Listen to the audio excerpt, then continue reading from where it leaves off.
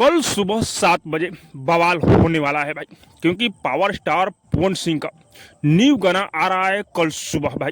और इस गाने का टीजर आ चुका है अभी फिलहाल में, जिस गाने का नाम है सैया मिलल लड़कइया।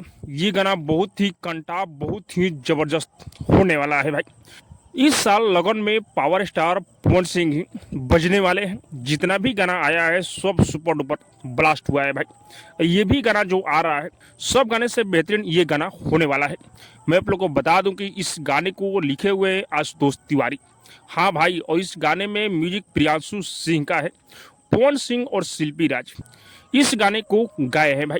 और इस गाने में पवन भैया का लुक जो होने वाला है भाई बहुत ही जबरदस्त होने वाला है, क्योंकि टीजर में जिस तरह से पवन भैया का लुक दिखाई दे रहा है भाई,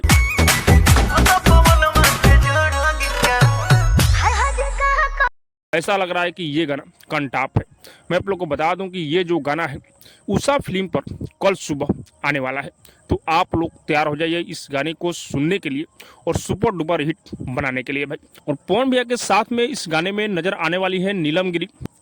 तो ये गाना एक रिकॉर्ड कायम करेगा भाई। तो आप लोग तैयार हो जाइए कल सुबह के लिए इस गाने को सुनने के लिए। बाकी जो लोग टीजर देख लिए वो कमेंट में जरूर बताइएगा कि ये टीजर आप लोग को कैसा लगा।